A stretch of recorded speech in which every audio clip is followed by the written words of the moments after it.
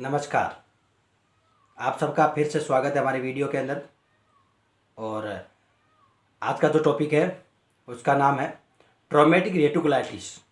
यानी कि ट्रॉमेटिक रेटिकुलाइटिस क्या है, यह किस प्रकार से होता है, यह किस कारण से होता है, इसके बारे में आज अपन जानकारी लेंगे और पूरा अध्ययन करेंगे कि है क्या और इससे पशु के शरीर पर क्या प्रभाव पड़ता है, जिससे पशु किस गंभीर स्थिति तक पहुंच सकता है, वहाँ तक अपन पूरा अध्ययन करेंगे। इसके बाद में कारण लक्षण के साथ साथ में अपन इसका उपचार भी करेंगे।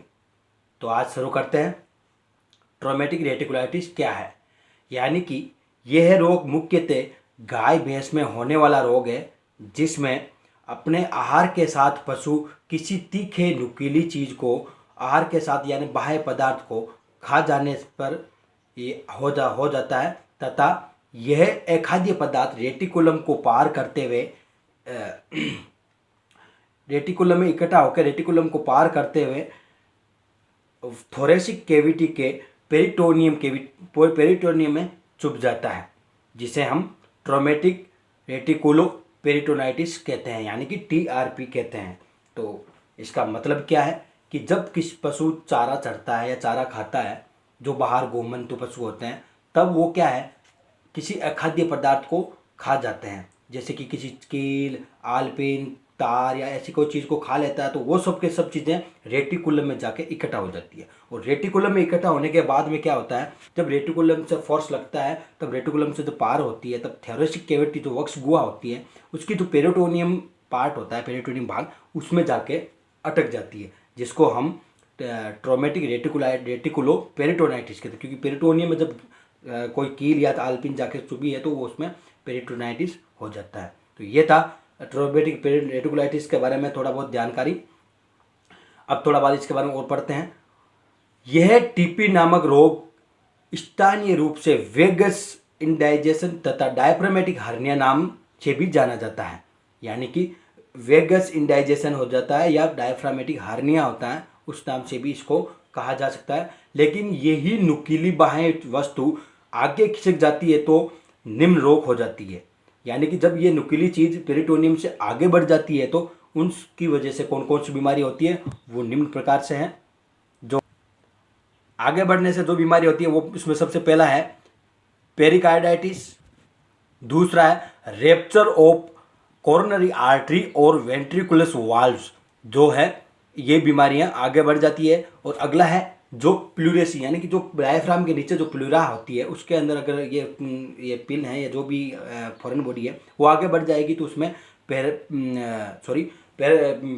जो होता पैरल बाग होता है उसमें आगे फंस जाएगी तो उसमें प्लूरेसी नाम से भी रोग हो जाता है। तीसरा है हेपेटिक और स्प्लेनिक मेडिस्टेलियन और डायफ्रामेटिक एब्सेस भी बन जाता है। यानी कि क्या होता है, जब ये सब रोग इस प्रकार से होता है क्योंकि जब ये पेरिटोनियम से जो कील है वो आगे बढ़ जाती है तो ये सब बीमारियां उसमें उत्पन्न हो जाती हैं। तो अपने को ये ध्यान देना योग्य बात है कि जब पशु को चारा दे रहे हैं उसके अंदर कोई कील है, अगर वो कील पशु या कील है तालपिन जो भी है वो अगर खा गई या बॉडी के अंदर चला गया है तो जब वो पेरिटोनियम तक है तब तक कोई प्रॉब्लम नहीं, लेकिन पेरिटोनियम से आगे बढ़ता है तब बहुत ज़्यादा प्रॉब्लम हो जाती है। जैसे पेरिकार्डाइटिस है, कार्डिक टेम्पोरेयर है, रेप्चर ऑफ कोरोनरी आर्टरी और वेंट्रिकुलस वाल्व्स है, या प्लूरेसी है, ये आदि चीज़ें हो जाती है। और एब्सेस भी वहाँ बन सकता है जिसे अपन डायफ्रामेटिक एब्सेस भी बोलते हैं। तो ये सब समस्याएं उत्पन्न हो सकती है, तो अपन को इन सब चीज़ों से बचाना चाहिए। और अब अपन बात करेंगे इन सब चीज़ों के कारणों पर कि इन सब के कारण किस प्रकार से या किन कारणों की वजह से ये पशु में ये प्रॉब्लम TR है जो होता है, ट्रॉमेटिक रेटिकुलाइटिस है वो होता है। तो सबसे पहले अपन कारणों पर अध्ययन कर देंगे। तो सबसे पहला कारण यह है, सबसे पहला कारण अपन ये बात करेंगे कि जब गाय व भैंस आहार खाती या चारा जो चरती है, पहले चबाती नहीं है, पहले उसको केवल निगलती है तथा बाद में फुर्सत में जब जुगाली रिग्रेगेशन करती है तब उस चारे के साथ में कील, तार, सुई, बोल्ट, आलपिन आदि चीज़ें होती है, वो कांच के टुकड़े वो बॉडी के अंदर चले जाते हैं। और ये दूसरा कारण ये है कि ये बीमारी या ये कारण है जो घर पे बंद के घरेलू गाय है उस पर नहीं होके जो बाहर जो घुमंतु पशु होते हैं, सड़कों पे घूम के मोहल्ले में घूम के जो चारा चरती है खाती है, उन गायों में ये ज़्यादा होता है। जो गायें चप्पल, जूते, या बेल्ट वगैरह जो चीज़ें खाते हैं कागज चप्पल हैं, वो सब चीज़ें जो खाती है गाय या भैंस है, जो पशु है, तो उन पशुओं में ये ज़्यादा होता है, ना कि जो घर पे बनती है। और तीसरा कारण यह है कि जिन गायों के अंदर पायका नामक बीमारी होती है, यानी कि फास्फोरस की कमी की वजह से जो बीमारी होती है वो पायका कहलाता है। तथा जो पायका से ग्रसित पशु है, तो वो पशु क्या है कि अखाद्य पदार्थों को खाने में रुचि रखता है। यानी कि जो अखाद्य पदार्थ को, जो पशु पायका की प्रॉब्लम से जूझ रहा है, वो अखाद्य पदार्थों को खाएगा, पदार्थों को, तो ट्रोमेटिक रेटिकुलाइटिस जैसी समस्या पैदा होती ही है। उन कारणों की पशुओं में ये रोग ज़्यादा पाया जाता है। अगला कारण अपन बात करेंगे कि गर्भकाल के अंतिम समय के अंदर जब बच्चा एब्डोमिनल कैविटी में जब रहता है, तो एब्डोमिनल कैविटी की वजह से जो दबाव बढ़ता है, जिसमें रेटिकुलम जो पार्ट है अपना स्टोमक का, तो उस रेटिकुलम में जो पड़ी हुई जो नुकीली चीज़ें हैं, उनको उन पे दबाव लगेगा। और दबाव लगने की वजह से जो वस्तु है वो रेटिकुलम की दीवार को पार करते हुए आगे निकल जाएगी। और आगे निकलने के बाद में डायफ्राम पे या प्लूरा पे या हार्ट पे, इन सब चीज़ों पे नुकसान पहुंचाएगी। तो जो गर्भकाल के अंतिम समय में जो पशु का बच्चा जो एब्डोमिनल कैविटी में होता है, उसकी वजह से जो दबाव बढ़ता है, तो जिसके रेटिकुलम में पड़ी वस्तु हैं वो उसकी रेटिकुलम को दीवार को पार करते हुए आगे बढ़ जाती है और ट्रोमेटिक रेटिकुलाइटिस जैसी समस्या को पैदा करती है। तो ये थे कारण जिसमें अपने को जाना कि किस प्रकार से कि या किन कारणों की वजह से पशुओं के अंदर ये ट्रोमेटिक रेटिकुलाइटिस नामक की बीमारी होती है और ये कितनी भयानक होती है, ये अपन जानते हैं। अपन आगे भी बात करेंगे, लक्षण पढ़ेंगे, उसमें पूरे से अपन बताएंगे किस प्रकार से भयानक रूप लेती है और पशु को मौत तक पहुंचा सकती है। तो ये थे सब कारण जिससे पशु, बाहर घूमने वाला पशु है या पशु है, जो भी पशु है, वो चारे के साथ में अगर कोई चीज़ें खा लेती है, जब वो गिरगेशन करती है, तब वो ये सब चीज़ों को बाहर दिखावे में आती है। और जो पशु चारा, जूते, चप्पल, कागज के या ऐसे जो चीज़ें खाती है, उनमें ये सब ज़्यादा होती है। उसी के साथ में जिस पशु में पायका नामक बीमारी होती है, और उनमें जिसमें पशु गर्भकाल के लास्ट ट्राइमेस्टर में होती है, जिसमें बच्चे का दबाव पड़ने के कारण रेटिकुलम की दीवार को पार करते हुए ये पशु आगे जाता है चीज और रेटिकुलम जैसी बीमारी को पैदा करता है। अब अपन बात करेंगे इसी के लक्षणों के, जिसके बारे में कि पशु के इन सब फॉरेन बॉडी के अंदर जाने के बाद में पशु की बॉडी पे क्या प्रभाव पड़ता है या पशु का शरीर किस प्रकार से चेंज होता है, खाना पीना, चारा, उठना बैठना, चलने फिरने में, इन सब चीज़ों में बॉडी लैंग्वेज में किस प्रकार से बदलाव आता है, इन सब चीज़ों पे अपन अब प्रकाश डालेंगे और बात करेंगे कि कैसे लक्षण पशु दिखाता है। तो चलिए अब अपन लक्षणों के पर ध्यान देते हैं। तो चलिए अपन बात करते हैं इनके सिम्टम्स के बारे में। तो सिम्टम्स में सबसे पहला पशु जब ये चीज प्रॉब्लम होती है ट्रोमेटिक रेटिकुलाइटिस, तो सबसे पहले पशु चारा या पानी है तो खाना पीना बिल्कुल बंद कर देता है, जिससे पशु के उत्पादन में कमी होती है। यानी कि जो पशु का दुग्ध उत्पादन है जिसमें बिल्कुल कमी हो जाएगी, जो प्रोडक्शन दे रहा है पशु, तो उसमें बिल्कुल गिरावट आएगी और उसमें कमी हो जाएगी। उसी के साथ में पशु बिल्कुल धीरे धीरे चलता है। जिस हिसाब से पशु नॉर्मल कंडीशन में जब पशु चलता है तो आराम से चलता है, लेकिन ट्रोमेटिक रेटिकुलाइटिस में जिसमें फॉरेन बॉडी के अंदर घुसी हुई है, तो उस कंडीशन के अंदर पशु बिल्कुल स्लोली चलता है और कोई रिस्क नहीं लेता। और पशु को कितना ही अपन फोर्स करें, लेकिन पशु से आगे बड़ी तेज़ी से नहीं चला जा सकता, क्योंकि अंदर बॉडी में जो रेटिकुलम है उसके अंदर वो जो कील है या जो भी चीज़ है, वस्तु फंसी हुई है, उसमें पशु को पेन होता है और पेन होने की वजह से पशु आगे जल्दी से नहीं चल पाता। इसी के साथ में अगला चौथा का लक्षण इस प्रकार से है कि पशु जो बैठता है तो बड़ी सावधानी से बैठता है और स्टर्नम के बल पर न बैठकर पैरों को लेट कर, स्टर्नम पर नहीं बैठकर एक तरफ लेट के बैठता है, जिससे अपन रिकम्बेंसी कहते हैं। यानी कि पूरी बात यह है कि पशु बड़ी सावधानी से बैठता है तथा स्टर्नम पर नहीं बैठकर एक तरफ लेट के बैठता है। जिस कंडीशन में बैठता है उस कंडीशन को अपन रिकम्बेंसी कहते हैं। यानी कि रिकम्बेंसी क्या है उसके बारे में अपन ये बता सकते हैं कि पशु बैठने के समय बड़ी सावधानी से बैठता है और बैठता है तो स्टर्नम, जो अपना स्टर्नम छाती की बल होता है, वहाँ पर ना बैठकर एक तरफ लेट के बैठता है। और अगला कारण यह है कि पशु कमर को ऊपर उठा के रखता है, जिसे अपन आर्चिंग ऑफ बैक कहते हैं। यानी अपनी जो बैक है उसको आर्च के रूप में करके यानी ऊपर उठा के रखता है, जिससे अपन आर्चिंग ऑफ बैक कहते हैं। पशु क्योंकि जब पशु को आगे पेन होता है, जब वो रेटिकुलम से आगे बढ़ती है, तब पेन होने की वजह से जो पशु अपने बॉडी के अंदर स्पेस चाहिए, पशु को स्पेस बनाने के लिए वो अपनी पीठ है उसको ऊपर उठा के रखता है, जिससे उसको पशु को थोड़ा पेन कम होता है। कारण ये है कि पशु का जो टेम्परेचर है वो 103 से लेकर 104 डिग्री फ़ारेनहाइट तक बढ़ जाता है। यानी कि नॉर्मल टेम्परेचर 101 डिग्री से 100 से लेकर 101 डिग्री टेम्परेचर होता है, लेकिन इस कंडीशन के अंदर पशु का टेम्परेचर थोड़ा बढ़ जाता है और जो हार्ट रेट है वो भी 90 प्रति मिनट हो जाती है। लेकिन जो रेस्पायरेटरी ट्रैक है, रेस्पायरेटरी जो सिस्टम है, उसमें क्या श्वसन रेट है, रेस्पायरेटरी रेट है, मतलब श्वसन दर है, वो कमज़ोर यानी कि कम हो जाती है, यानी हल्की हो जाती है। यानी कि पशु का तापमान बढ़ जाता है, साथ में हृदय दर भी, हार्ट बीट भी बढ़ जाती है। उसी के साथ साथ में जो श्वसन रेट है, श्वसन दर है, वो घट जाती है। तो ये भी एक बहुत बड़ा कारण है। इसी के साथ में अगला लक्षण ये है कि पशु को बार बार आफरा आता है। यानी कि अगर बॉडी के अंदर वो कील रहेगी तो पाचन क्रिया बिल्कुल ख़त्म हो जाएगी, रेटिकुलम अपना काम नहीं कर पाएगा, जिसकी वजह से पशु में हल्का हल्का बार बार तक आफरा रहता है। तो कारण ये कि जब बॉडी के अंदर कोई फॉरेन बॉडी चली गई है और फॉरेन बॉडी की वजह से पशु को रिगरगेशन करने में बहुत ज़्यादा तकलीफ होती है, या चारे को निगलने में भी तकलीफ होगी, और जो रूमन का मूवमेंट है वो कम होने की वजह से पशु के बॉडी में आफरा कायम रहेगा, आफरा बना रहता है।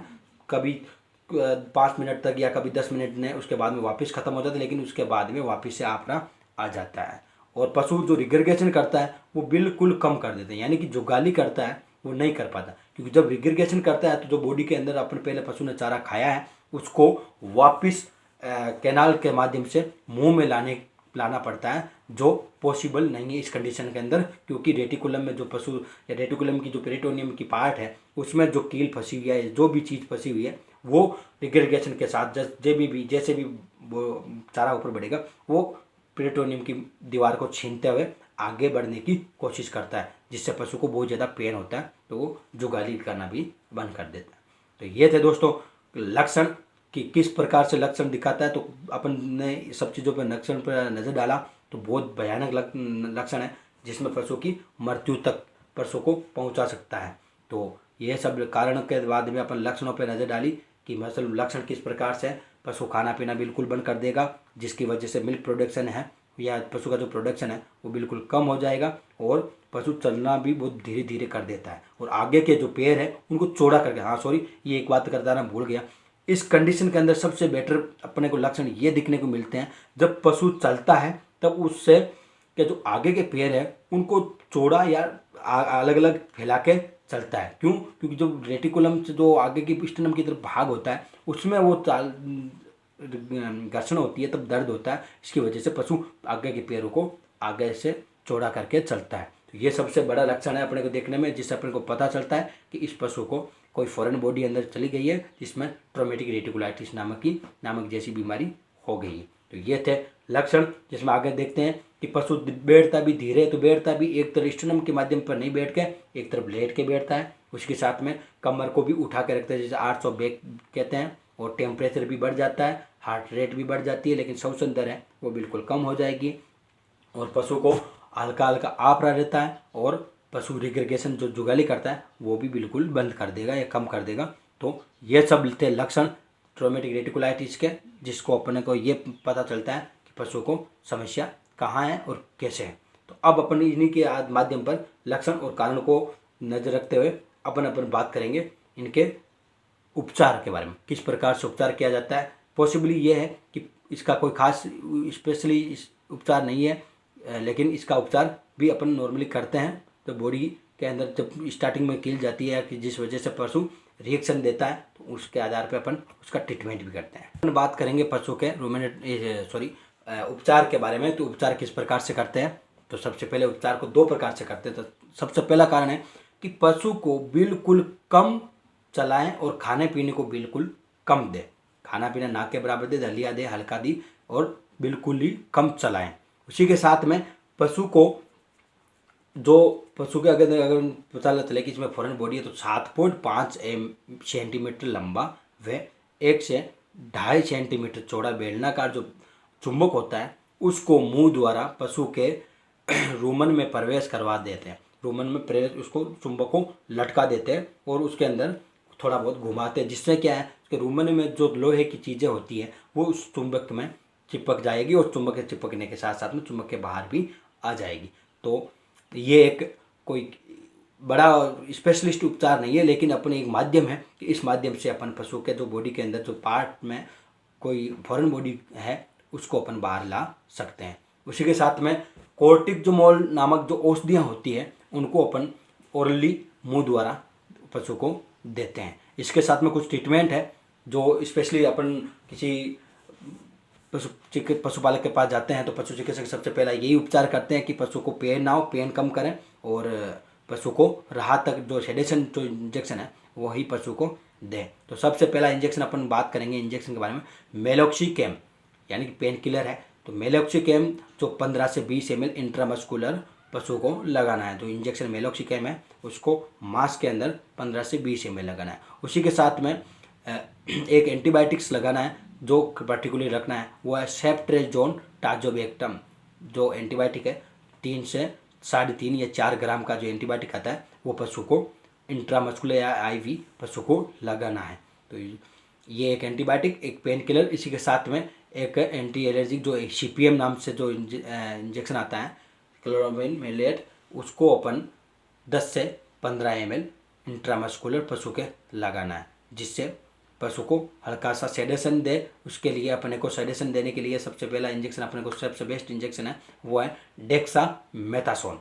डेक्सामेथासोन 5 से 10 ml इंट्रामस्कुलर या आईवी पशु को तुरंत ही लगाना है, जिससे पशु को बिल्कुल राहत मिले और सेडेशन मिले, जो पेन भी ना हो, पशु को इस चीज़ का एहसास ना हो कि बॉडी के अंदर कोई फॉरेन बॉडी या कोई पार्ट में ऐसा कोई बाहरी नुकीली खाद्य पदार्थ पशु के अंदर चला गया है जिससे पशु को ये सब दिक्कत हो रही है। तो डेक्सामेथासोन लगाने की वजह से उसको ये सब सेडेशन मिलेगा, राहत मिलेगी। उसी के साथ में चढ़ाना चाहें तो DNS और RL जो रिंगर लैक्टेट है वो IV फ्लूइड अपन भी चढ़ा सकते हैं। ये सब सामान्य उपचार करने के बाद में अगर कुछ प्रॉब्लम हो या नहीं हो तो सबसे बेटर चांस इसी का स्पेशलिस्ट, ये तो नॉर्मली 1 या 2 दिन तक इस पशु को दर्द ना हो उसके लिए अपन ये ट्रीटमेंट करते हैं, लेकिन इसका स्पेशलिस्ट ट्रीटमेंट ये नहीं है। स्पेशलिस्ट ट्रीटमेंट केवल ना शल्य चिकित्सा यानी कि रूमेटोमी ही इसका एक उपचार है जिससे पशु को बचाया जा सकता है। यानी कि जो अपने ट्रीटमेंट किया वो पशु को राहत मिल सकती है, पशु का पेन को कम कर सकता है, पशु को बहुत ज़्यादा हानि पहुंचाने से रोक सकता है, शौक लगने से बचा सकते हैं, लेकिन एकदम परफेक्ट इलाज इसका केवल रूमेटोमी ही है। तो पशुपालक को ये ध्यान देना चाहिए कि अगर ऐसी चीज़ है तो पशु को पशु चिकित्सक के पास ले जाके अच्छे से हॉस्पिटल में ले जाके पशु की सर्जरी करानी चाहिए, जिसे अपन रूमेटोमी बोलते हैं। और रूमेटोमी में पशु के जो पार्ट में जो कोई चीज़ फंसी है वो पशु चिकित्सक बाहर निकालेगा और पशु को बचाया जा सकता है। रूमेटोमी ही एक आखिरी उपचार है। तो ये था ट्रोमेटिक रेटिकुलाइटिस के बारे में एक नॉर्मल जानकारी, अपन जिसमें अपन पशु के किस कंडीशन में पशु जा सकता है और किस कंडीशन में पशु को अपन ला सकते हैं, उसके बाद में उपचार किस प्रकार से करते हैं, वो अपन सब चीज़ों के बारे में अपने जानकारी ली। अब अपन कल बात करेंगे ट्रोमेटिक पेरिकार्डाइटिस, इसी का अगला भाग है जब रेटिकुलम से आगे बढ़ जाएगी। तो आज के टॉपिक में इतना ही बात करेंगे और कल बात करेंगे ट्रोमेटिक पेरिकार्डाइटिस के बारे में। तो आज हम विदा लेना चाहते हैं। जय सिया राम, जय भारत।